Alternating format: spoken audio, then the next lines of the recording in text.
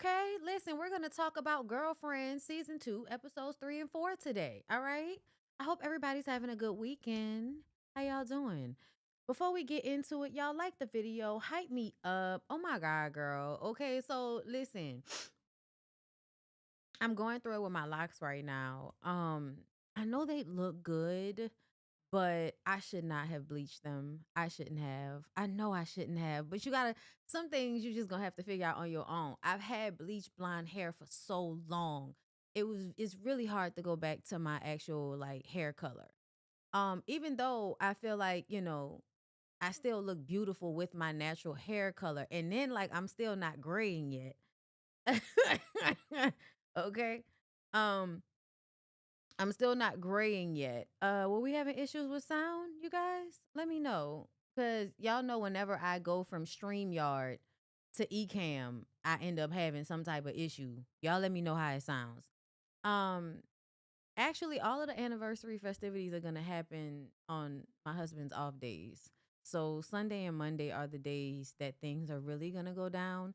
But ever since Valentine's Day, because Valentine's Day is when we actually made our relationship official when we first started talking. Like we first started dating at the end of 2010. And by the time February came around, it was like, so I guess we're gonna be together, huh? Because we already knew each other. We were already friends. We had been friends since like 2007. In 2010, at the end of 2010, we started dating. And by the time we got to early 2011, February, Valentine's Day, that's when we decided to make it official and, stop dating other people. I was dating other people. He had just broke up with somebody like maybe around Thanksgiving who he was with for a long time. So it was, girl, we didn't know what was going to happen. But so we really have been celebrating since Valentine's Day. And it's kind of been, like a whole thing. Uh I feel like I don't know what happens with YouTube when y'all say my sound is low because I feel like that's not what's happening on the playback. Like when I watch my videos back, the sound is not low when y'all say it's low. Then there are other people that say that the sound is not low at all. So I don't know what that is. I think that's a YouTube thing and not a me thing. Okay. Um, please don't think there is anything else out there. I don't know what that means. What is that? What are we talking about? Yeah, I think it might be y'all phones sometimes. I don't know what that is. Cause I'll be in other people's lives and then people will be saying that. Like when I'm in Yanni's live, sometimes people will be doing that. She's like, is it sound? And honestly, sometimes I feel like people do that just to fuck with people. I don't know what that's about. Thank you, I Dream of Christian, for the super chat. Hopefully y'all had a wonderful anniversary. Child, listen, the life is wonderful. So yeah, we still together. But we'll do some stuff this weekend. We're going out to eat and you know, but I kind of feel like as of recent, we've kind of been back in the rhythm of dating and doing stuff together. So, keep your relationship. Did I say that I wasn't going to keep is what's happening in the comments? Stop projecting. Niggas be in the comments going through shit. Okay, girl, keep your relationship. Who said anything about breaking up with anybody? That's odd. Yeah, I thought the audio was fine. My phone is loud, but on my TV it's low as fuck. But I have my TV up loud. I don't know what that's about. I have no idea what that's about. uh, but yeah, see, look, somebody's in the comments talking about St. Patrick's Day is coming. Like, just randomly people talking about all kind of shit in the comments. You know. But anyway, so yeah, I don't know. Like, I just kind of feel like we didn't do anything because his work schedule is crazy right now. His work schedule is always crazy. But, we save it for the days that he's off. Plus, he's saving his off days for when we go to Thailand in April. And our mind and our money is kind of focused on that right now. So that's another reason why it was kind of like, happy anniversary, babe. I love you.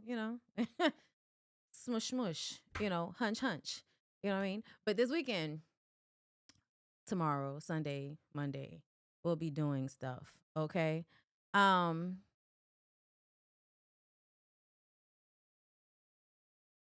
Oh, okay. People say things in a way, and I'm just like, what are we saying in the comments? Like, what? Y'all gotta write complete sentences. I can't complete y'all sentences in my head. It's too many people talking to me at one time. Okay. Um, like, girl, who said they were about to break up? There ain't nothing out here. Trust me, I know. Trust me, I know. Okay. Listen, not smush mush, Nah, but like, I don't know. In general, we're kind of like in a mindset of making sure that we're good. So like special occasions sometimes are like, okay, we'll do something or we may not. But because it's always kind of like, smush mush for the most part, you know, it just be like, oh, look at us. And then I always go back and look at my wedding pictures and shit and remember how like he didn't cry, but I cried. I still feel a way about that. But anyway, um, it might be the YouTube TV app. I think that's probably what it is. They be playing on my top. They be playing on my top. I don't appreciate it, but today I'm going to eat with my homegirl and we have not really caught up in like a month or so. And I'm just like, oh, girl, we gotta go do something. But yeah, okay. So before we get into girlfriends, lock people. I shouldn't have colored my locks. I'm admitting it. Okay. Because I had a retwist, but I washed and deep conditioned my hair. And the deep conditioner made my hair so soft that, y'all know how the ends be coming off sometimes. But then on top of the ends coming off, like there were some that were like kind of this one was like pulling apart. And also I had loose ends at first and then I couldn't keep up with the loose end shit because I didn't feel like combing the ends of my hair all the time. So I just kind of let them lock. But then it was weird. You know what I'm saying? You know what I mean? It was weird. So I've been pulling off pieces and shit. And like it was making, and then I pulled off this like piece that was this long yesterday and I almost cried. I was like, oh no. And then the fucked up part about it, y'all, this how fucked up TikTok is. I was just like, I'm trying to change my algorithm, right? So I was just watching a whole bunch of girls take care of their locks and shit. And, people doing barbers and shit, like cutting people's crazy, funky, matted up fucking locks. Y'all, it's crazy. It's nasty, nasty. Like people really be out here not washing their hair. It is insane. Like, and then all this white, yellow shit be coming out. Oh my God, it's disgusting. But it's satisfying to watch them cut all that shit off and clean these motherfuckers up. They don't be having no hair under that shit. Once they get rid of them locks, that scalp be a little sparse, bro. That's a scary space to be in. That's why T.I. cut his hair. Because at the end of the day, don't do this to yourself. You don't have to you know especially now that they coloring y'all hairlines and coloring y'all head and shit, and I don't even really like that. Like that's weird to me. But anyway, I was watching people take care of their locks and shit, and a girl was like, I don't know who needs to hear this. And I said, oh God, here come one of those I don't know who need to hear this, but bleaching your locks will make them fall out. I don't care, it's gonna make your hair fall out. As soon as she said, I said, that bitch put a spell on me. Cause then I came upstairs and my hair was still kind of wet. And so I came upstairs and I took my bonnet off and I, was looking at some of my ends. And girl, girl, and it's not bad. Like, it's not bad. But still, I was just like, oh, And so then that made me look at some of them that looked like they was kind of like knotting up, like something was eventually gonna come off anyway. So I started combing through and just, kind of letting freeing some of my ends and shit. But girl, I feel a way now. I'm like, see, I'm never gonna do that again. I'm never gonna color them again. I'll henna, like I'll paint them hoes. I am not gonna color them anymore. I learned, y'all. I got it. Y'all don't have to tell me anymore. I'm not gonna color my locks anymore. I'm just gonna let them grow because y'all know my journey now is to waist length. I want to do waist length locks. It normally takes people about 10 years to get to waist length. I think it'll take me 8. But now I think it might actually take me 10 because at some point I'm going to have to cut off a lot of my hair, you know. So, but we'll see when we get there, y'all. But this is just, conversations for the lock girlies. Y'all was right. Y'all was right. I give it to you. Okay? I shouldn't have done it. Okay, everybody. It's like 100 and something people in here. That sounds like a good amount of people to start this with.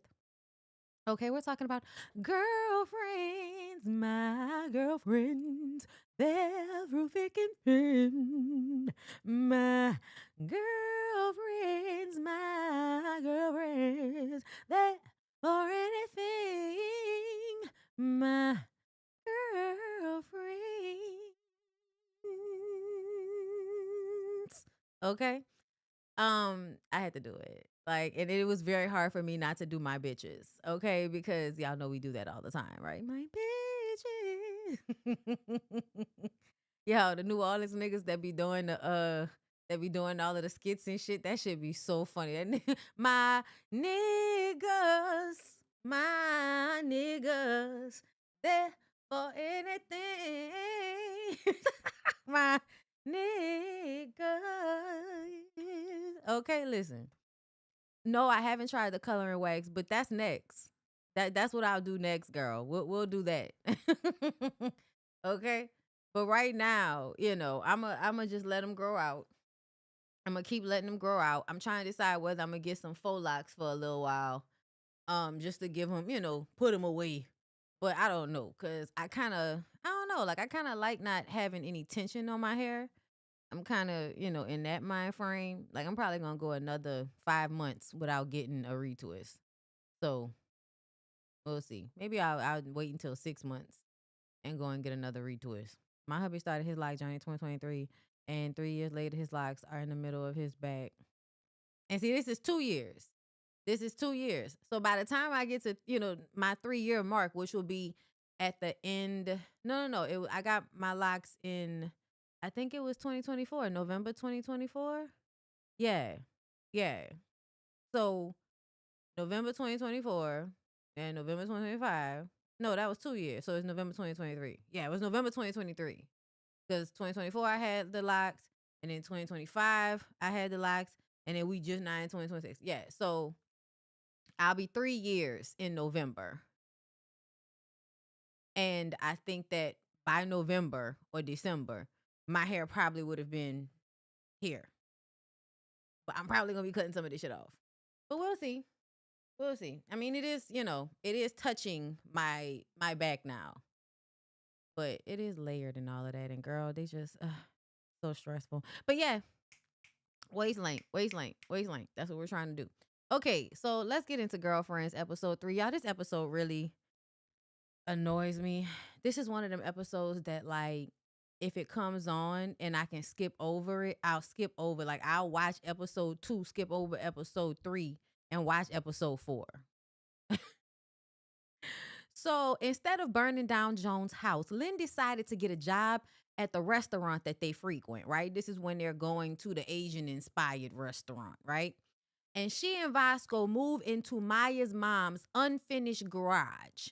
Maya's mama still doesn't like Joan, and I still don't like Maya's mama. I can't stand Maya's mama because essentially, to me, Joan is not the problem.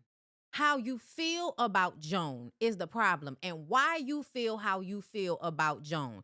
And see, when people set low expectations for themselves, especially like I've noticed, especially, I don't come from rich people. My parents were middle class, but my grandparents were poor. Okay? So I understand what it is for people to create a defense mechanism when it comes to what they cannot obtain. So they make shit, that's, expensive or luxurious or having more access or being around white people, child, whatever. They will frame that as something negative to make themselves feel better for what they cannot acquire, right? Or what they feel like they can acquire. And Maya is one of those women. So when she looks at Joan, who had a different life than her, she automatically, I think, wants to make Joan the bad guy because in her mind, Joan made better decisions. Joan's mama made better decisions. And instead of me just understanding that everybody has a different walk in life, I would rather be mad at you and make it seem like you're the bad guy because you can present my daughter with a life that I could not. That's what Maya's mama feels like about Joan the entire time. And it's so fucking obnoxious, especially in this season, because Joan is like wholeheartedly one of the sweetest, most generous people that any of these motherfuckers know. Neurotic, yes. Annoying as fuck, yes. But when people are actually like good people to you, you don't just be fucking over them. And I think even the women that acted in the roles felt like their friend group was toxic as fuck. Because Maya, both these episodes 3 and 4, Maya has moments where she is so oblivious of how she is so harmful and inconsiderate and disrespectful to Joan as a boss and as a friend. It's obnoxious as fuck, y'all. Oh my God. So a basketball player named Trey Johnson says to the press, Rise Beverages is owned by the Klan. Throughout history, black people have always taken certain, not just black people, women too. When you are standing in front of a large crowd of people and you have the audience, sometimes you say the truth of something, even if you can't necessarily prove it, because you want people to be aware of what's going on. Because companies like Rise Beverages and Coke and all of the rest of them, allegedly, okay, they would do shit like this, which is like, why? These people are already poor. Why are you raising the prices in black neighborhoods instead of raising the prices in the neighborhoods where people can afford it? And it is racism. And they do this frequently. And all, like, girl, still to this day. To this day. And now they've just created legislation and laws and company policies and NDAs that keep people from telling the truth by when they first work for you. You gotta have a whole little contract that say you'll never disparage the company and all of that.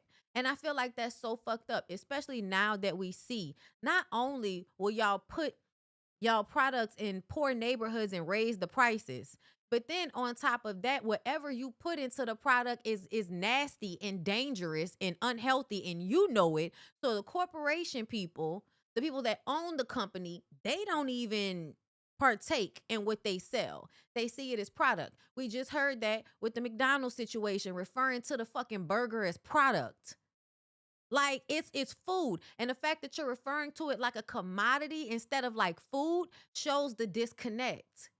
And it's a problem to me. If you can't eat the shit, if you don't want to eat the shit that you sell, that's a problem. That's a problem. I'm just saying. Especially for the reasons they don't want to eat it, because they feel like it's unhealthy and it's trash, but you selling it to people. Fuck y'all. I'm sorry. It upsets me. So Maya, of course, like most black people, if they hear somebody's the Klan and it's a reputable black person, and you don't have to be much to be a reputable black person. All you got to be is a black man that everybody know.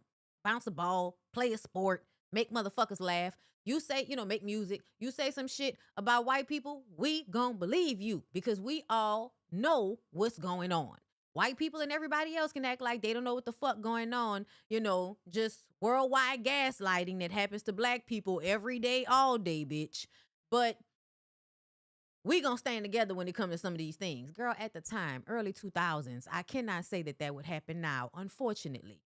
Maya believes him. Jones says that the firm represents Rise Beverages. They aren't racist. Why do you think they aren't racist? See, this is what I be talking about. To me, it is a automatic thing. If you tell me that a white person is racist, I'm going to believe you. And it's not because I feel like all white people are trying to be terrible people. I think this is subconscious. I think it's an unconscious thing. I think it happens in a way that you're unaware of.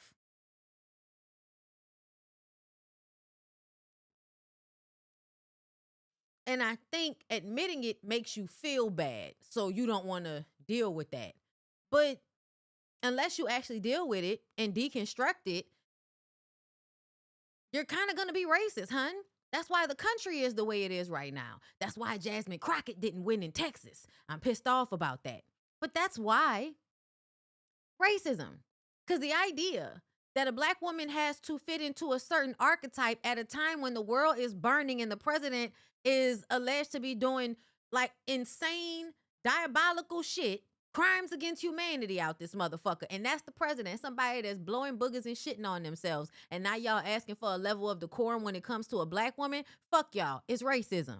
It's racism. It's racism. You can say, oh, we vote for him because there's a whole bunch. No, you vote for him because y'all are racist and he's racist. And y'all want to keep telling yourselves that y'all are not, but y'all are liars. So there's that.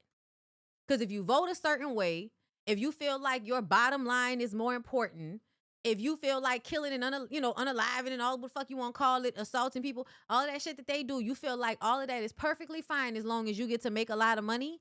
Yeah, you're a racist and a capitalist.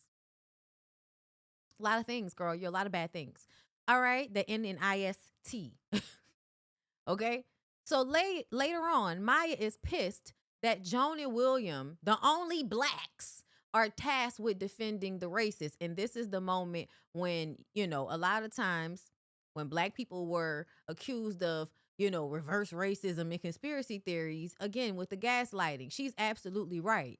We know it's about optics that they put a black person in the front to make it seem as if they're not racist. But now in 2026, you do some shit like this and we automatically know what you're doing. It's the same thing as when Diddy or any of these men that are accused of assaulting women go get a woman as a lawyer. It's the same thing. You think if you hire a woman, that's supposed to show us something. If you hire a black person, that's supposed to show us something. But the truth of the matter is hiring black people and women as servants is the problem.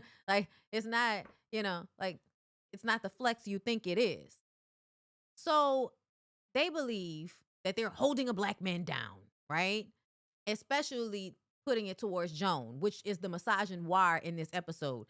They didn't even put it towards William. Nobody said shit about William, but they put Joan up there to speak on behalf of Rise Beverages and their law, their law office. And so now everybody's mad at her and saying that Joan is holding a black man down. And one of the most annoying things that happened was watching a fucking white man, a white boy in a beanie, say like Tina did Ike, like Robin did Mike, and now Joan and Trey. A woman is always trying to keep a black man down. When I tell you, it pissed me off so much because this is something that was happening in real life, but it wasn't being depicted on social media. There was no social media, so we're not seeing it. It's almost like a caricature or like something people think is just a joke.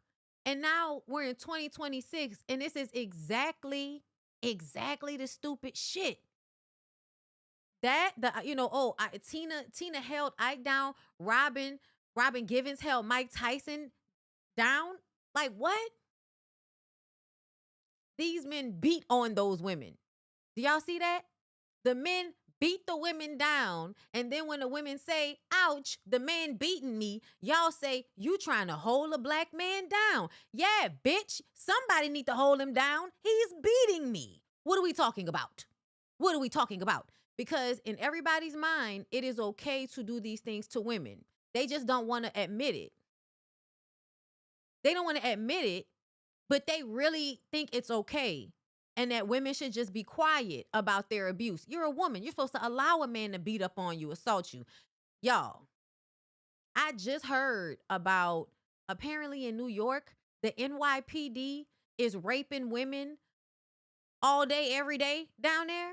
There's a girl that was on TikTok running through all of the fucking stories of NYPD officers raping women and getting away with it. Like arresting women, putting them in handcuffs, raping them. You're not even a police officer yet. You're just in training, raping a woman. Accused of raping a woman twice. Apparently, there's a pattern going on at NYPD where women are being raped and nobody's doing anything about it. And the reason why is because at large, the quiet part that was going on, before now, it's now loud. The shit that used to be quiet is now loud. Keeping a black man down and all of that. Language for allow the abuse to happen. And then I hate it because this is a situation where it's not even truly applicable, but you use situations where those men were beating those women and this false equivalency to white people putting a black woman on the front line to defend a racist corporation at her fucking job, hemming her up. Like even the whole bit of the white corporation that has the black lawyers that are kind of there as a, we have to hire them. We have to hire them. So let's hire them. Right. And then when you hire them, they get in these positions. And what you tell black people when they're growing up is that you get in the system so that you can help. The whole idea behind black people getting into certain positions was so they can help black people further whatever it is they had going on. Along the way, niggas have lost the plot. Because essentially, this episode, Joan did exactly what the fuck she was supposed to do. And it showed even more so how you can never depend on black men in some of these situations because they're going to be the submissive.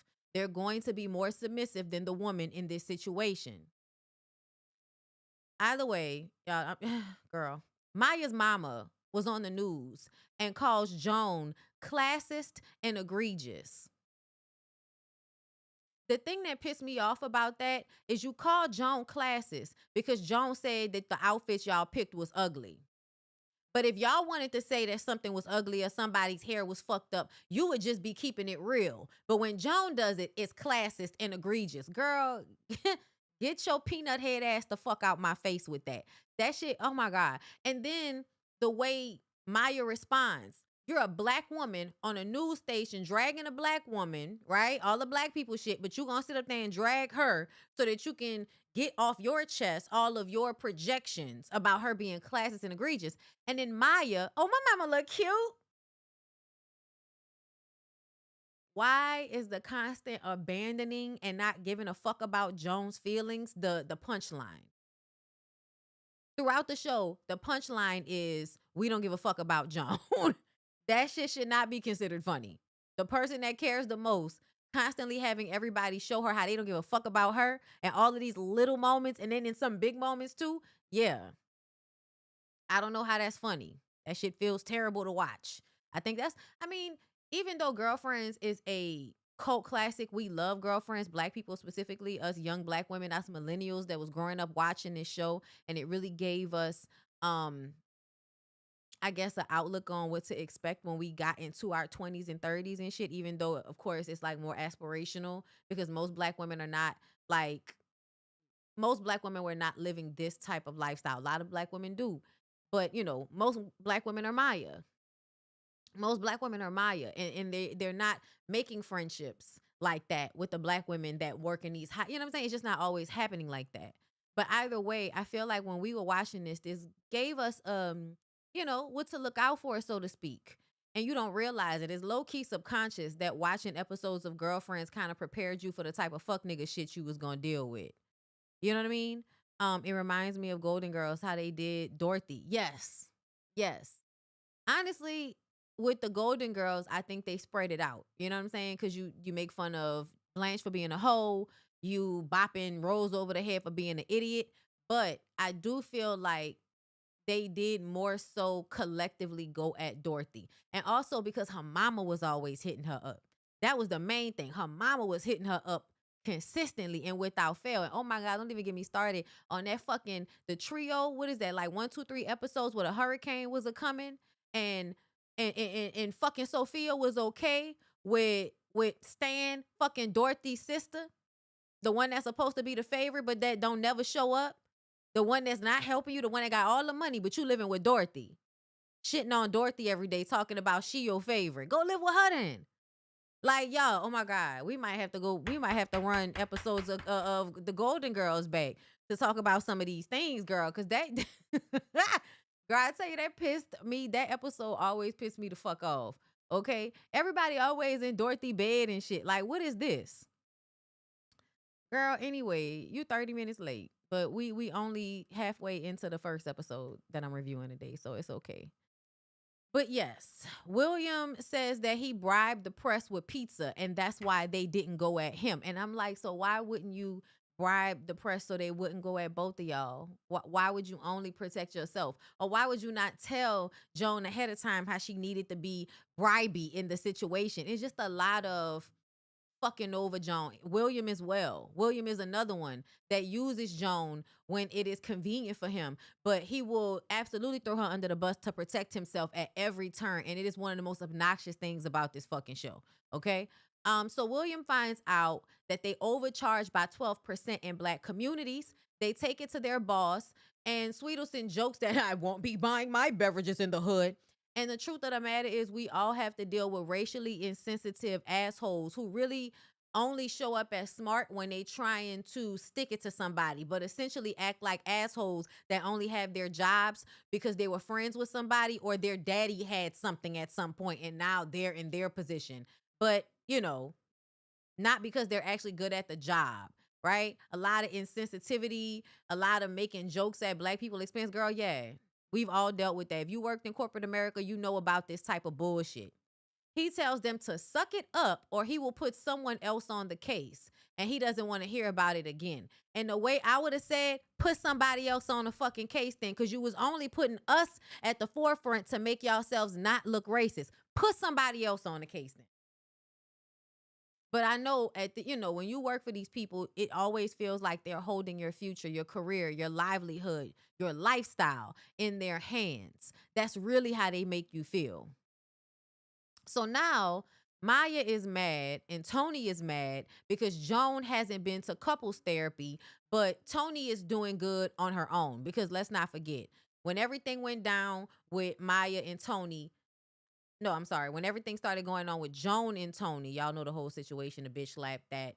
Joan started going to therapy. Tony encroached on said therapy, and now it's supposed to be group therapy. Well, that was really unprofessional. So now Joan is not showing up for therapy at all, okay? And nobody's even taking it seriously because this is just an opportunity for you to prove that you're better than Joan. And it was so weird. Like, the whole point of you going to therapy was so you could be a better friend to her. But instead, you're using it as a competition thing. It's so weird, girl. Anyway, she really should have been dropped this girl as a friend. It's gonna happen though. We gonna get to it. So Lynn holds her feet to the fire that she needs to do her job, and also she needs to not hurt people. Girl, Lynn is always the one that has nothing going on for herself, but always want to be the fucking voice of reason. Um, Trey Johnson shows up to talk to Joan, and he wanted the community to know that he gave a damn. They do a press conference, and Trey apologizes to the CEO Bernie Cross, Burning Cross, KKK clan, get it? But then says that Rise beverages are overcharging in minority areas. And Mr. Sweetelson, after this airs on national television, comes to her office threatening she and William that if there's any evidence that they were involved in Trey Johnson getting that information, that they would be fired. And Joan says, not a shred, not a shred. And now the bosses will be happy because they're clocking more hours because now they have to defend Rise Beverages against all of the suits that are coming up now that this information has been put out there by Trey Johnson. And I love this because this was an opportunity to stick it to them assholes and also help Trey get out of being sued for saying something that was true but that he could not prove. Okay? Either way, y'all, it was a good episode for that. For the end, the way Joan figured out to, he comes to her office, she leaves the projections on her, on her desk, and she walks out. So if he sees it, she wasn't in the room, she didn't give it to him. And that's plausible deniability. Boom, bow, pow. Surprise. Now, before I move on to episode 4, I want to read some of you guys' comments. Oh, you don't watch Girlfriends? I have watched Girlfriends in the past though, so I am keeping up a little. Okay, good. Joan didn't know she was better than them, but didn't have any siblings, so she people pleased like the hell out of her friends. Yes, absolutely, absolutely. Tony showed me how to be Fabu, but she was never anyone's friend. Now Maya, that's the home girl. Yes and no. Maya is only a good friend based on what she thinks a good friend should be and not necessarily what the person needs, right? Because, yeah, she about the fighting, but that's also because you about fighting. But when it all brought down to it, there were so many times where I feel like they treated Joan like shit and then held her to a different standard. And it was just like, are y'all fucking serious, girl? Listen, there are gonna be moments. We're gonna get back to it. Definitely run back some of those iconic Golden Girls episodes. Sweetelson was such an asshole. Yes, he was. Yes, he was. And he was such an asshole and a racist. Like, so that's why it was annoying later on. And that was the hair that broke the camel's back. The moment where Tony goes to Sweetelson and tells him Joan's business. Okay, now I think that one is in episode 5. Yeah, I think that's episode 5. But so we won't get to that one today. But I will make sure that I get episode 5 and 6 next week for y'all. So y'all don't have to wait so long. Okay. So, episode 4. Episode 4 was an episode that really showcased to me how much women perform being children and men perform being fathers in their relationships. There is a moment in this episode where Maya bought this dress, right? Maya bought this $300 dress. And of course, Darnell is upset because Darnell needed to get a part for his shop and could not afford to get the part because the $300 wasn't there because she had spent it on a dress. The part helps them make money at their business. The dress is just frivolous. So you understand it, right? Because a woman that can't afford a $300 dress shouldn't have a $300 dress, bitch. Get a $150 dress. Don't get a $300 dress. You know what I'm saying? But at the same time, it was a reflection of how she does something and it's almost like she's a child. She has to ask him for money. And then he is, let me see the dress, Maya. This is what you spent my carburetor money on? Take it back to the store, Maya. Okay. Yeah, you bet you're going to take it back. You bet you're going to take it back. What you said? Nothing. Girl, who the fuck are you acting scared for? Who are you acting scared for? Like, that's the thing. Even when women act like they're not like, or not act like, but even when they're not in a domestic violence situation, like the man has not put his hands on you, there is a level of performing being scared so that he can feel like a big man, even when you don't have to have that in the relationship. And it really does come. And I want women to wake up from this. Like, stop acting like you're a child so this man can feel like a man. Like, please stop doing this. Like, because it's ridiculous. I think that we need to change how we view relationships. Relationships need to change, period. It's not working. That's why they keep having the same conversations. That's why relationships don't last like y'all think they should. That's why people be having babies and using it against each other. All this toxic shit that happens is because people are trying to fit a square peg into a circle hole. Like, you're trying to make something fit that's not gonna fit, and that's because you have unrealistic expectations and you're being delusional about how you're supposed to be as a person in a relationship. A woman is supposed to be a grown-ass adult. A man is supposed to be a grown-ass adult. These two people are supposed to be able to take care of themselves. These two people are supposed to be able to dictate what happens in their own lives. That comes to what they wear, how much money they make, what they want to do with their lives, if and when they want to have children. And if y'all can't agree on those things, that means that y'all don't need to do those things together. But nobody needs to be changing themselves so that they can be a lesser version of themselves to perform a idea of a relationship that's not sustainable. It's not sustainable for a woman to always be pretending to be a child in a relationship with a man. Because that's exactly what was happening in this episode. And exactly, yes, like Glenn and Letitia. Shit that, like, you don't even have to play that role. You're a grown woman. Go get your own fucking bank account talking about he wasn't going to go for that. What was he going to do? What was he going to do? Oh, girl. Darnell, I deserve a treat. Then you should have bought a damn Snickers. Ain't no way my high school husband talking to me like he's my father. No, for real. Like, y'all exactly the same fucking age. Nigga, who are you talking to? Whoa. Let's get into it. So episode 4, the ladies go shopping at this expensive boutique that Joan and Tony like to go to. Girl, Maya and Lynn can't afford a fucking thing in this store, and Lynn don't even have any money, is living in a garage, and her nigga don't have a job, and she working as a waitress, and she hate it, but she wants to try to purchase a item out of this store that's $100 just so she can get it. That's ridiculous. That's ridiculous. I get it. Like, I understand. It's ridiculous when you really think about it, though. You don't have any money. Why are you trying to buy something in this store? These women can shop in this store. You could just look around and then, girl, get the fuck out of there. Like, what? Trying to spend that money. You ain't got no money.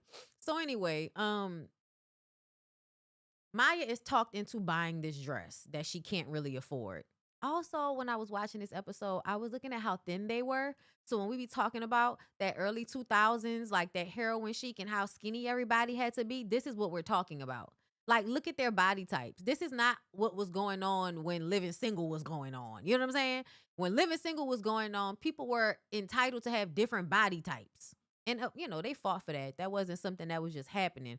But Queen Latifah and them fought to be able to be, real sized women. Like, not, and I'm not saying slim women aren't real. That's not what I'm saying. But I am saying that most women, as they age, they gain weight or they grow in a certain respect or they have big old titties. And here, Tony is the only one that has the big old titties. And then she has to have those perfect big old titties that you don't have to really wear a bra with. And oh my God, how often were these women not wearing any bras? I'm not gonna lie. Joan kind of made me feel like it was okay that my boobs was a little saggy. You know what I'm saying? Like, it made me feel like, okay, fine. Like, Joan titties is girl, what? And that's why I feel like, you have to have people that haven't done shit to their bodies as representation, because seeing other people have their bodies naturally however they are and still be beautiful makes you feel like, okay, well, I'm still beautiful too, girl. Like, my titties not doing all that. And back then this is when I had smaller titties. I thought I wasn't going to end up like this. Okay. I didn't think I was going to end up like this, girl. I thought they was going to stay small. They did not stay small. I woke up one day in my 20s and these hoes was touching my stomach and I said, I don't know what's going on. I don't know what's happening. Reverse it. I don't want it. Oh my God, it's too hot. Anyway, when Maya gets home, hold up, when she gets home, Darnell couldn't get something for his shop. It was a carburetor. It was a carburetor or some shit like that because she got the $300 dress. She says that she deserved a treat. He says she should have got a goddamn Snickers, and then he blames her friends, those trifling women that she's friends with. That's another thing, trying to control who she's friends with. And this is really only about her friends raising her expectation of life, meaning that you would have to raise what you can provide for her to keep her, and you don't want that. And I've seen that in my grown adult life. I've seen, one of my friends was going through it with her husband, and he thought her hanging around me was making her raise her expectations for what she wanted. And it wasn't that I initiated it. She was already on that track, but being around me definitely solidified that she should follow how she feels. I was actually rooting for the stupid ass nigga initially. Okay. I was rooting for the stupid ass nigga, but they so dumb. They always think everybody is against them. Like, it's the craziest thing that you could be like, son, if you don't want to lose your wife, just give a little. Like, this is not hard. Like, what's wrong with you? And they don't want to give. They don't want to give. They want to keep control of the situation. And because I understand that, because of the type of father I had, I understand that you can't, the only way to deal with niggas like that is to leave. And then they be begging your ass to come back or crying and shit. But you have to leave niggas like that. That's the only thing you can do in relationships where people are trying to dominate you. They're trying to have control. They're trying to play mind games so that they can have control, so that they can feel safe in the relationship, because they don't feel safe in the relationship if they don't feel like they're in control, because then it makes them feel like you're in control and you can hurt them. So no, they don't want that. So they have to have the control in a relationship. And it is a disingenuous way to go about having a relationship in the first fucking place. Right? That you feel like you have to be in power over the other person in order to feel safe. And that's what a lot of men do. And so when a woman has friends that uplift her or push her, You know what I'm saying? Like push her to do what's good for her, to choose herself. They hate that shit.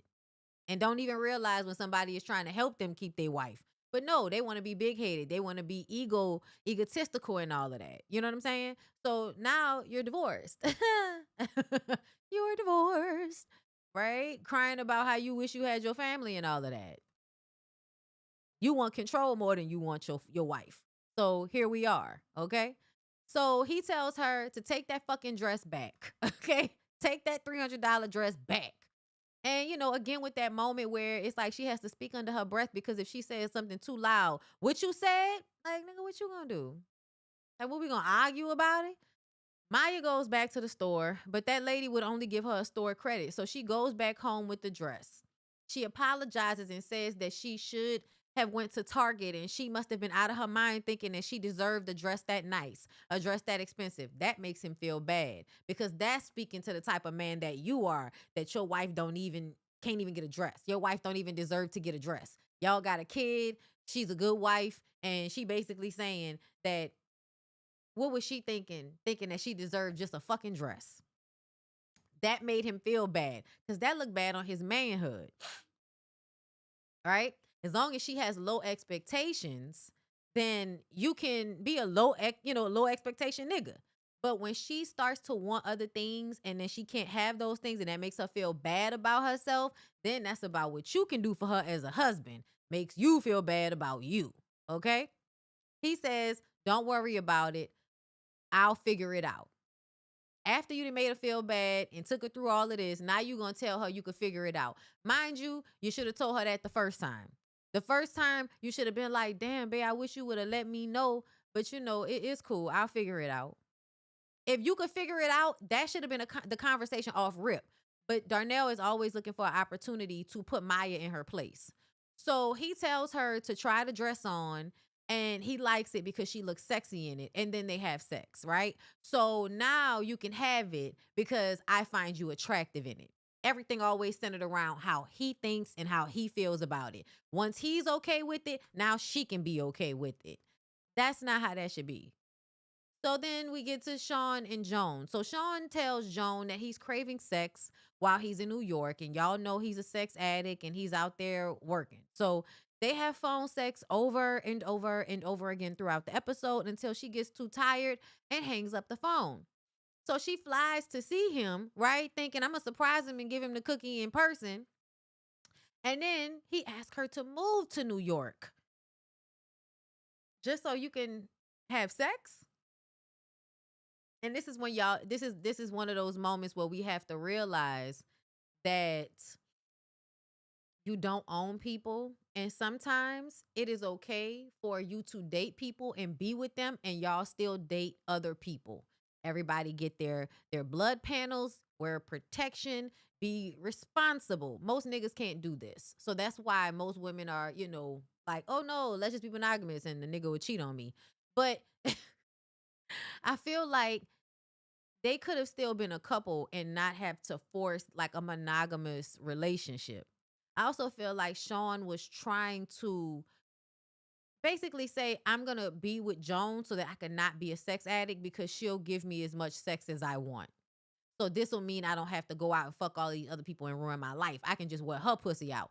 Kind of like Maurice and Kimmy. I think that's coming on tonight. Love and Marriage Huntsville comes back tonight. So yeah, that's kind of like that. You see how the themes persist, whether it's real life, reality TV, TV shows, girl. The storyline, what's happening between the people, it's the same. Okay. And that is because we live in a system that tells women you are supposed to be of use to a man in a way that inconveniences you and you're supposed to be okay with it. Okay. So that's ridiculous. When she says no, that she's not moving to New York just so he could have somebody to fuck all the time. And plus, she would have to take the bar in New York. Like, it's not like she got a job where she could just pick up and move like she a content creator or something like that. Okay. And she says no. So they break up. So y'all, Maya, see y'all, it's not, I think it's also maybe this room. All my plants are in this room. So I'm getting all stuffy and shit. But I took my goddamn Zyrtec. Girl, I want to move. So Maya goes back to the store And she's smart. So she figure out that she can exchange a store credit for cash from another person that comes into the store, right? So this, kind of made the lady that worked there upset, but she was like, "You can't do nothing about it. Like, what the fuck? I can sell. So if it's $300, you give me $245 for the $300 store credit, and you gonna let her use the store credit, right? Oh, okay then, because you take store credit. All right then. Like, what's the problem? I don't understand. Y'all always just trying to make it hard on people. I can't stand the system that we live in that is always like, no matter what, make it hard for the person. Like, that's annoying. Okay. So anyway, when she tells Darnell that she was able to get the money back for the dress, he gets mad at her again and says that you didn't trust me to figure it out. This is when I start to feel like you just want to be mad about something. Darnell just wants to be mad at her about something. And being mad means being in control. Being mad means you did something and now you have to correct it. So I'm in control and you're now subordinate to me. And I feel like I've kind of seen that like repeatedly. I've seen that. I used to get in trouble all the time. It was like nigga was looking for a reason to hit me. Just anything, accidents, anything. Just looking for a reason to be mad about something. So, yeah, that's so exhausting. Oh my God. Then he doesn't want her to touch him. So now another thing is withholding sex and withholding affection. Okay. But that's another thing. And people forget about that in marriages and in relationships. Men do that. Men and women do that. Don't get me wrong, because a woman has done that to me. And so has, no, a man ain't do that to me. But I know men who have done that, like withheld sex as a way of controlling, especially if they know the woman really enjoys the sex. Okay. Um, so yeah, he was mad about that, told her don't touch him. She says that she knows he can take care of her. He says they aren't clicking the way they used to. Y'all aren't clicking the way y'all used to because you need her to be subordinate to you. You need her to be dumber than you. You need her to be looking up at you like you're Mr. Big Man. And it's like, why does your relationship have to be predicated on a delusion you're telling yourself? And that's what I be talking about. Like that's a delusion that you're telling yourself. Oh my God. She says maybe they should pray. And then he turns over on her. And now they beefing again. It's ridiculous, y'all. It's ridiculous. I'm gonna come back for episodes 5 and 6, and I really wanted to pair those together because they kind of go together. That's why I didn't want to do 3, 4, and 5 because I didn't want to. I feel like 5 and 6 go together, so we can do those two together. But yeah, yeah, I think. Oh, this is a good one. Keeping that lady nervous system all out of whack with the up and down emotions. Whoo, never again, girl. No, for real. That's exactly what it. Oh my God. That's exactly what it be. When you deconstruct those fairy tales we are fed to desire, I say there is a lot of wrong with wanting that for yourself as a woman, particularly a black woman. None of those fairy tales serve us. You ain't never fucking lie. You ain't never lied. Darnell was so draining. I hated when he was on screen. And you know the funny part? I then went into relationships after, like, after leaving my parents' house. I feel like all the relationships I was in was like that until I got with Lyric. Because Lyric is just not like that as a person, like not draining like that as a person. He can be aggravating sometimes. And sometimes he asks too many fucking questions when we watching stuff. But that's not the same thing as somebody always picking an argument with you or somebody having circular arguments with you or like getting butthurt about every little thing. Like I've been in relationships with men and women where it's like you could never just be at peace with them. They always have to find a fucking problem. Always have to find an issue. Always want to start a fight. Or they say something fucked up to you to get you upset with them. Like it is the weirdest thing. Let me see what else y'all saying. Always pushing you away and withholding is abuse. Yes, it is. Uh no notification. You told me you were trash. I know, I'm sorry, y'all. I'll be wanting to get better about telling y'all ahead of time, like the time I'm gonna be up here, but it's very hard because Like, girl, I don't know. Like, it really got to be like how I'm feeling. Because if I rush myself, I'll get up here and I won't be feeling good. Like, I don't want to feel good. Okay. I think they deal with not having control at work or in their environment, so they attempt to control their partners. Yes, and their children, and their children, girl. Uh, they marriage was too much. Like, ugh, it was. And then they still ended up getting back together, and I felt like it was always them having the same issues.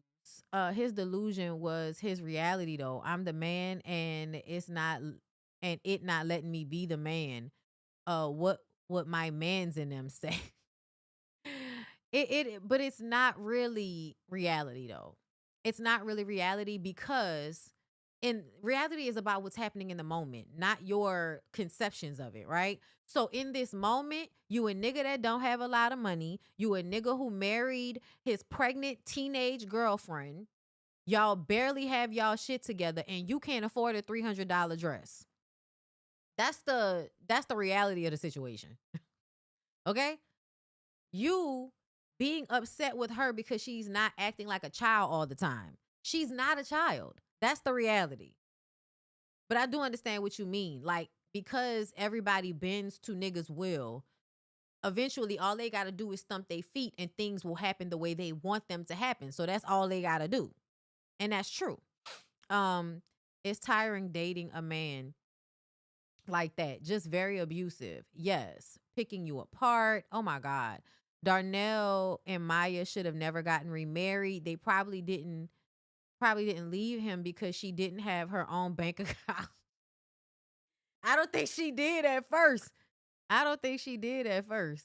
You could never have fun with them ever. Only when y'all are fucking. Every once in a while, y'all will have an amazing time, but it's all like a manipulation. And then, y'all have because usually relationships like this are held together by good sex.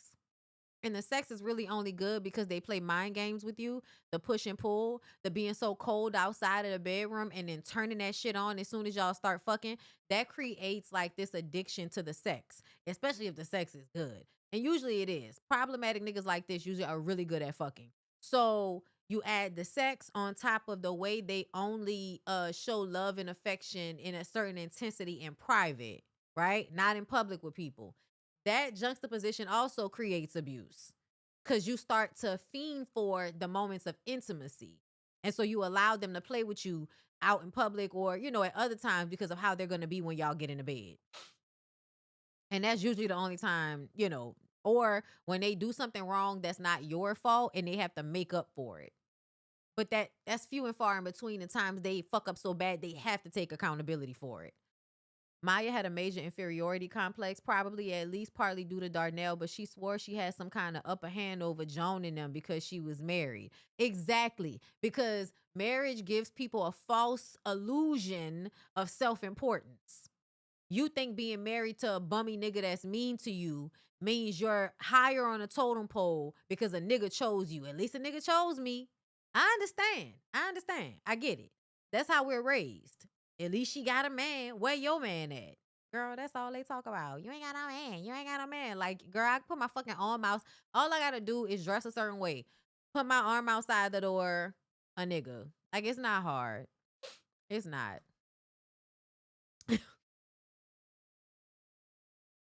He would self-destruct if he heard that blatantly. Right. It got to the point where I couldn't enjoy the sex. I was so scared of him and being on edge. Oh Lord. It was that light skinned Darnell. They should have kept Flip. Just kidding. Nah, I like Khalil Kane. Isn't that his name? Khalil Kane? I like him on Miss Pat right now too because he's Tammy's love interest on Miss Pat. I love it. I used to have me a crush on him back in the day, boy. Ooh. I had a huge crush on him. The sex was the draw for sure, and how obsessed he was with me, which he used to isolate me from others. Yes, and that's another thing. Like as a woman, being addicted to a man that can show you this being obsessed with you, like your body or how you look, or being so turned on by you, like that shit can be very intoxicating for the woman to be perceived that way by somebody. And that feels great, but it also comes with a level of violence sometimes. I don't know what that's about, but it's like they don't know how to temper their obsession. Like, nigga, calm down. Okay. And it's like either they are so obsessed with you or they're playing some weird ass, I don't give a fuck game. It's ridiculous.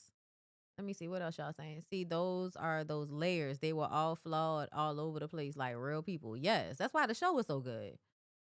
Um, I never liked Khalil's characters. You don't? I can't even remember what he was on that I really liked him on, but I just remember like, oh, you know what it was? There was a dude that I used to like in middle school. So like around the time where I was seeing Khalil a lot, like in the way Khalil would always kind of raise his chin up when he talked, like he talked like this. Like I don't know what that's about, but y'all, if y'all ever see him, y'all know he does this, right? Where he kind of raises his chin up when he talking, right? And there was a dude that I went to church with that I had the biggest crush on during this time, and he kind of reminded me of him. Girl, I used to love me like a black dude with a tinge or something else in there, like not light skin, but just a tinge or something else in there. Okay. And Khalil used to give that, especially back in the day. Like, and this dude did too. Plus, I mean, the nigga had a Latin name.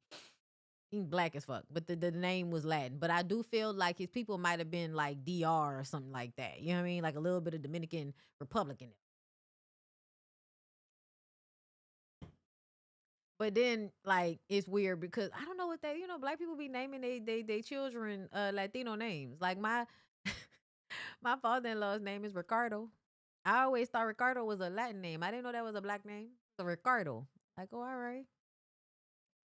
Anyway, yes, the I am a wife and mother, so I achieved something. It's not an achievement to me. It's really not. If you are a really great mother, you foster great relationships with your children and all of that, that shit is only valuable to your kids and the men that you have the kids with that value that. That's the only people that's valuable to, right? That's not valuable to everybody else. So that's why it's not like a accomplishment like that because it's only an accomplishment to the people that you mother, right? Versus what you accomplish in your life that might be a service to everybody. Now, essentially, being a great mother is an accomplishment. Don't get me wrong, because if you're a good mother, that means that you have hopefully fostered healthy, good children that come out into the world, and they're good to deal with. Like they're good people to other people. You did a good job, girl. You know what I'm saying? That matters. But I also feel like you don't even really get to see that until your children get older. And so when they're young, girl, calm down. You ain't even put in enough work yet. Sitting up there talking about, I'm a great mother, bitch. How you know? Your baby's like 3. How do you know? You could be mean, ho. Okay? Just because you make sure they eat all the time don't mean you that great. Calm down. Okay? Because hoes make sure the children eat and then they be all fucked up in the head. Girl, child. People think legacy is just having kids. It's girl, I guess. If that's what you say, right? Now, if you turn being a great mom into something that helps other women be good moms, that's an achievement, right? You know what I mean? Like I think it's an individualistic thing, but I also feel like just alone, no. You getting pregnant and having a baby, great. You had a baby, but you could be Krishan. You know what I'm saying? You could be the bitch on losing Isaiah, girl. That don't mean nothing. Being married, yo nigga could be terrible. You're trapped. So you're a servant and you put your baby in a fucking in a dumpster. Girl, see how those things don't necessarily mean anything? Cause you could be the worst of that. And that's not an accomplishment, right? But if you had to go get a certification in something, there's no such thing as the worst of that. Like you got the certification. That means you know what's going on, right? Now, once you get into the job, that's a different conversation. But y'all know what I'm saying, right? The achievement a lot of the times is you learning the shit, passing the test, and getting the certification, getting the license, getting whatever. That like you had to do something, achievement, okay? Gained. Doop.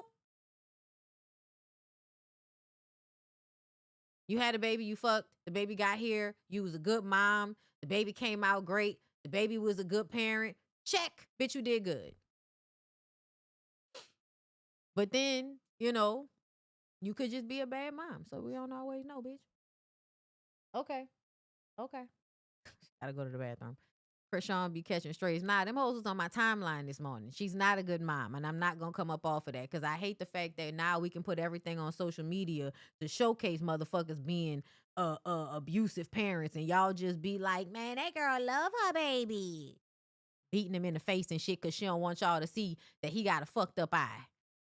It's stressful raising black children in Trump's America. It is. Yep. And it's valuable to the people they come into contact with as they go through life. Yes, that is very valuable to me. Like, whenever you be around people that raise, I always say all the time, man, I love my mother in law because I'm like, you did a good job, lady. And I mean, like, just in, like, I think, like, Lyric, before me and Lyric even got together, Lyric is just a good person. Like, he's a cool person to be around. He has really good energy. And it was always like that. Like, even when we were, like I said, before we got together, when we were just friends, it was like people, you like to be around Lyric. Like, he just has a really good energy. People like to kick it with him. And we used to kick it all the time. We would have, we had parties and all kind of shit that we used to do once I started going to college with them. Once I left Clark, I went to LSU for like a year for my sophomore year of college. And yeah, we used to kick it. And then after, when I went to UNO, hey, stay in here. I went to UNO and I came back down here to New Orleans, and they would come and visit. They would come to New Orleans and visit, and they would come see me, and we would kick it. So yeah, like, some people did good with their kids. And you could tell. I feel like my people did good with me. You know what I mean? I think so. I hope so. You know what I mean? But I think so. I think I try to be a good person to people, especially, in my real life. I hate that y'all think everybody should be parents. That's the main thing. Everybody should not be parents, girl. When I tell y'all, I want some of y'all to turn them coochies in. Turn them in. You shouldn't have one, lady. Turn it in. For real. And also, like, I know I'm tired of y'all using the law to abuse y'all kids. I'm not gonna lie. I am. I'm tired of y'all using the law to abuse y'all kids. That's very tiring to me. I wish y'all would stop doing that. And then when we say something about it, everybody be acting like they don't know what the fuck we talking about. Anyway, he's not gonna. He is. I wouldn't say like nonchalant, but I would say chill. Nonchalant, nah, because I feel like nonchalant means you don't really care about a lot, and he does care, but he is very chill. He's a Libra. He's a Libra. He's a Libra with a Virgo moon, child. Pray for me. God love him. Everything I know about Krishan, I learned against my will. Jesus Christ. They always talking about, what about legacy? Like, girl, please, boy, please. Right. Religion is another issue for real. It is. I just seen some shit because we were talking about Trump, and just how the religion is a lot of the thing what pushes that. Uh oh yeah, talking about how you ain't like Khalil when he was on Juice until Tupac showed him what's up. Listen, what you mean? When you said that shit the first time, I was really tripping, right? But now, you know what? You're right. I might be crazy, but that's because I don't give a fuck. I love Tupac. I love crazy Gemini people, except for Trump. I love crazy Gemini people. Okay? Y'all know I'm a crazy Gemini person. Push through, Virgo. Child, listen. Listen. Whatever. Whatever. Whatever. Child, let me tell y'all something. I don't know why I'm in the before I get out of here. Do y'all know about the signs? If you get grouped, like I'm always getting grouped with the same other signs. As a Gemini, I always get grouped with Sagittarius, Virgo, Pisces. It's always, if they talking about, oh, something going on, it's Gemini, Sagittarius, Pisces, Virgo. And when I tell you I have a traumatic ex in every single one of those except my own sign, Traumatic ex that was a Virgo, traumatic ex that was a Pisces, traumatic ex that was a Sagittarius. Why, Lord? Why do you keep putting me around these people? Okay. I love being a Taurus. Air signs will never have you bored. No, and he and I are both air signs. I'm actually about to go kick it with my other friend. My friend, she she's an Aquarius. We be popping it. Libras are usually everybody's favorite. People with Libra placements tend to be very pleasant and balanced in multiple aspects. Yeah, that's why we're together. I'm a Libra moon and a Libra rising. To be vulnerable, religion has me mad at God some days. I'm at a crossroads and I know it. People in religion have me feeling burned. Separate the two. You have to reestablish what God is to you. Because to me, my idea of God is it has expanded since letting go of Christianity and what I think it really is and what it really means and all of those things. But primarily you have to deconstruct who you think God is, what you think God is, and where are you able to find God? Like to me, God and peace, God and love, like God and connectedness, like sometimes God is all of those things. Where do you find that? That's where God is. That's how I think about it. You got the Sag charisma. That's because they're all mutable signs. I love astrology. I'm Aries, Sun Pisces, Moon Pisces, Rising Venus. You think that's bad? I'm a Virgo and my husband is a Virgo. Oh my God, y'all be on like a when y'all go a stalemate or whatever. When one person feel away and the other person feel away, and y'all be trying to out quiet each other or some shit. Like, let me know how that work. We Geminis be crazy. Libras are people pleasers unless they are liberated. Hi.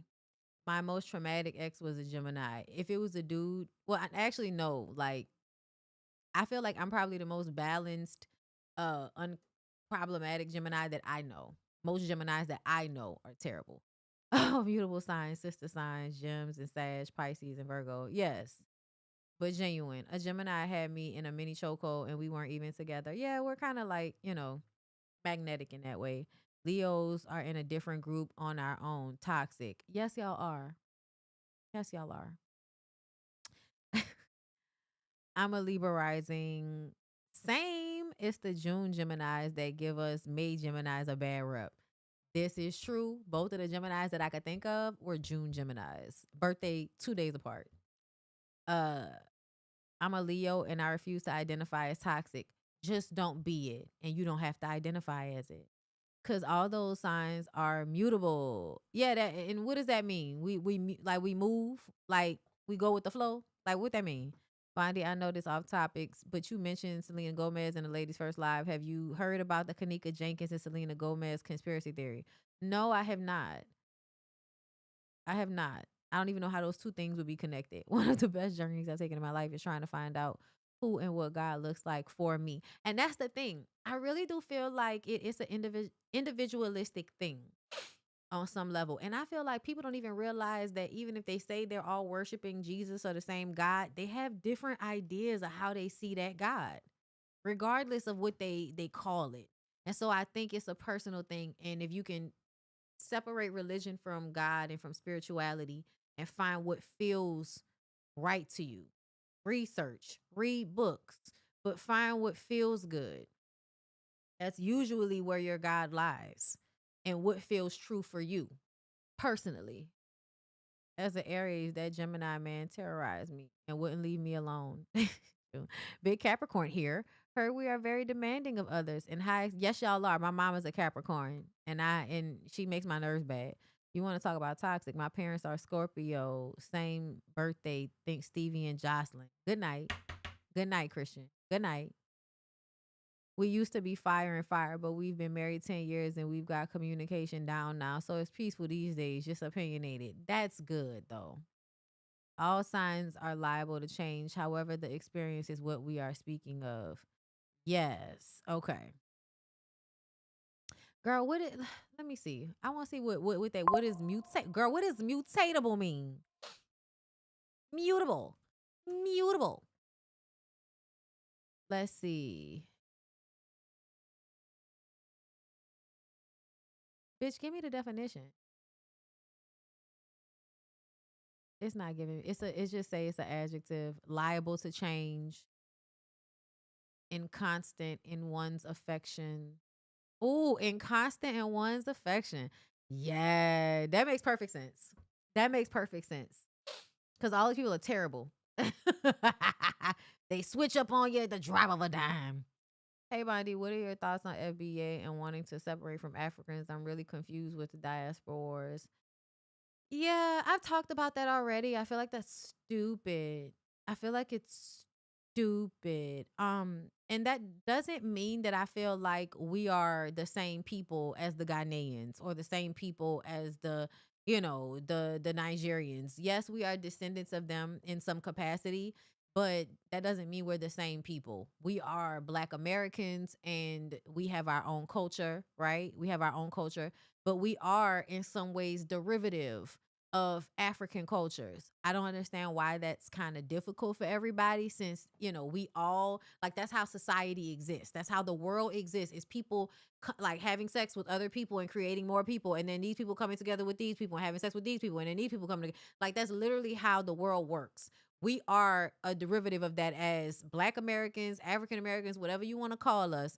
This portion, especially my portion of the states, is largely populated by native people and the West Africans who were brought here through slavery. I got my DNA test. So for me, I know from one side, it's absolutely one set of African people. So that's why I'm like, I'm not one of them people that feel like, oh, I'm Black American. I don't have no African in me. I don't know what that's about. I don't know what that's about. I don't know what's wrong with everybody. I feel like FBA sometimes the way they describe, the way they talk, the way they act as a group on the internet, it sometimes feels like a Black version of nativism or nationalist, where you feel like you can only trust people that are from where you're from, and you want your group to get something that you don't want other groups to get. That's kind of what it sounds like to me sometimes when they start talking about us being native to this land because they think at some point white people are going to turn around and start handing out, deeds to land to the Black people that can prove that they're native to this land. And it's just like, that's never going to happen like that. It's never going to happen like that. We are all a mixture, and we are all also a mixture of the white people that stole us, bred us, okay? And, killed everybody. Like, girl, listen. It's just I feel like history has so many different aspects of it that we don't even talk about, that we're not even aware of. I do feel like a lot of Black people are more native to the land, like especially me myself, being from New Orleans, being from Louisiana. I feel like I have probably have more white and native Black American DNA than African, but I still have it. And I've only tested one side. I only tested my mom's side. I don't know what's on my dad's side, but on my mom's side, it's only one. And then I know that those people also came from Haiti, like my great grandfather, that side. They came from there. So like because everybody comes from a different place in order to create one person. Like how many people had to come together in order to make the one person? And now we want to be like, "Oh, we're only these people." Well, we're not only these people. We're a whole bunch of mix of people.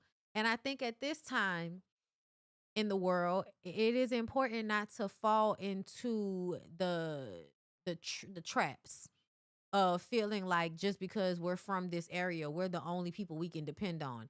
I think that that's not a good way of thinking. I think the world needs to be more like we all depend on each other so everybody can get what everybody needs, instead of this concept of only a small percent get what they want and then they play monopoly with the rest of the world, taking from these people to give more to these people, taking from these people, not really giving a lot to these people but lying about it, raping these people's land, maybe leaving these people alone but then fucking with these people. I don't like that.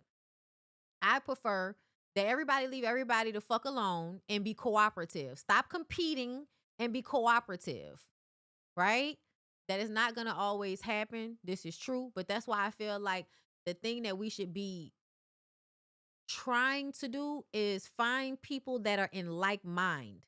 No matter what they look like, no matter where they're from, what's your mind about? How do you think?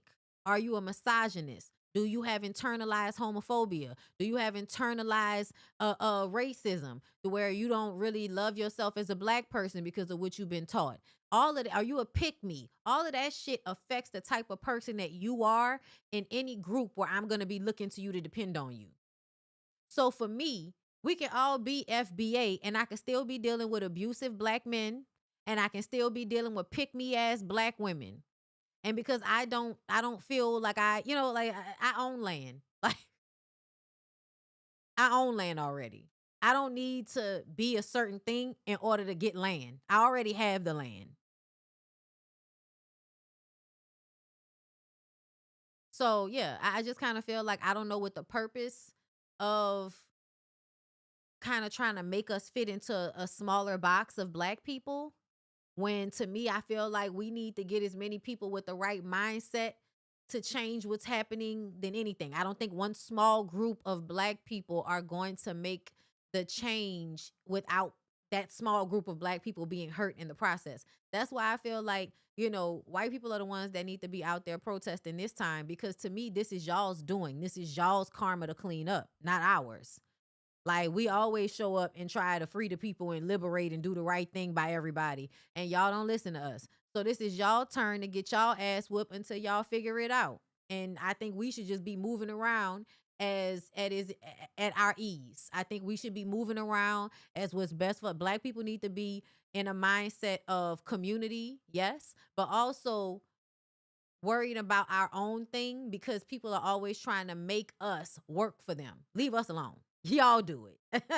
We are in our get somebody else to do it era, okay? But as black people, if you are led to do certain things, then that's what you're supposed to be doing. What confuses me is people we are descendant from Africa. Like, do y'all think slave ships drop Africans off in the Caribbean and Brazil, but skip the U.S. because it was already black people here already? And that's another thing. There were already black people on all of those islands. But when you bring the slaves in and you kill off the native people or the native people blend with the slave people because everybody's dark complected. So that's why it doesn't make sense to me because what I understand about Native American history is that some people were pushed into Mexico and they have a group that's some the whiter versions of them, they also enslaved people and all of that, but other darker Native American people blended in and became slaves or freed blacks. Either way, they're still going to be blending at some point with the enslaved because the enslaved were coming here in such large numbers. Niggas also think that because there's not a online online history of the boats and who was on the boats. And it's like, do y'all not understand how much history was burned and lost on purpose so that people wouldn't understand for real what happened? Girl, I don't like no, you're not going to find boats from the 1500s and the 1600s just floating around. You know why? They sink for one. So a lot of them are at the bottom of the fucking ocean. And other times they get repurposed. They get broken down and the wood is used for other shit. That also happens. Just because they're not boats lined up in the middle of the ocean that was like, oh, that was that slave ship. Y'all like, oh, it didn't happen. That's another thing. Like trying to act like slavery wasn't as bad also feels like something that white people were doing. So I don't understand why like certain groups of FBA try to act like it wasn't as many slaves. What are y'all trying to do? Because I'm confusion. Because that's the same argument that white people use to try to make it seem like what they did wasn't as fucked up as it actually was. It's acting like it wasn't as many people or it wasn't, nigga, yes, it was. It was a lot of people. Fucking talk about it was only 800 people in 400 years. You think only 800 people came here? Come on, bitch. Just because it's not online don't mean it didn't happen. I need y'all to speed up. Keystar, thank you for the super chat, boo. Thank you, Bondy. Happy late anniversary. Thank you. I appreciate it. You just helped me understand why the last 2 seasons of Girlfriends are my go-to binge. Joan got her man, her restaurant was popping, and she was learning to live for herself. Oh, I need to get back into that one. I'm trying to figure out which DNA test to take, trying to figure out how much I care to. Who are these weirdos trying to water down slavery? I don't know these people. That some of the FBA people, they have this idea that I guess the white people are trying to trick us into believing that we're descendants of Africa so that they can trick us out of our birthright to this land. And I'm like, oh my God, y'all, just buy some land. Like, girl, just buy some land. And don't because we're not in the same time, girl. It's not the 1700s. There are property taxes and all of that shit. The upkeep of houses is expensive and hard. Renting is much easier, even though it might be more expensive and more of a hassle sometimes, right? It's still sometimes easier depending on what your life is like. But yeah, girl, listen, if you want to do a DNA test, I would do your mother's side, do your maternal line as a woman. You know what I'm saying? Because we have the same eggs from our grandmother that they had from their grandmother, that whole thing. So I did the matrilineal line. We come from one group of people in the Cameroonians. That's it. And then I believe everything else is probably native and white. So yeah. Millennials are truly the first generation of black immigrants in mass to not have that don't interact with black Americans pump down their throats. Black Americans said booty scratcher, but yeah. There's always been like this separation that's been happening. But I feel like you have to be more realistic. Understand that stereotypes are stereotypes, but you have to get to know people on an individual level. And just because some people are ignorant, that doesn't mean that that speaks for all of them and they all are going to think a certain way just because you interact with ignorant people on the internet. Because the Africans on TikTok are some of the craziest, weird. See, they still not allowing me to get money on Cash App. I don't know what the fuck going on. And it's a whole nother day. And they still not allowing me to get money on Cash App. People trying to help me get these plane tickets, and they just won't let me be great on Cash App. That's why everybody stopped doing Cash App. I have a Venmo. I posted the Venmo to my homepage since they still acting like assholes. But anyway, I did African ancestry. But let me go, y'all, cause I'm supposed to be meeting my homegirl. Yeah, I'm supposed to be meeting my homegirl to go out to go eat, girl. So I'll talk to y'all later, okay? All right. Peace out, y'all. Have a good weekend.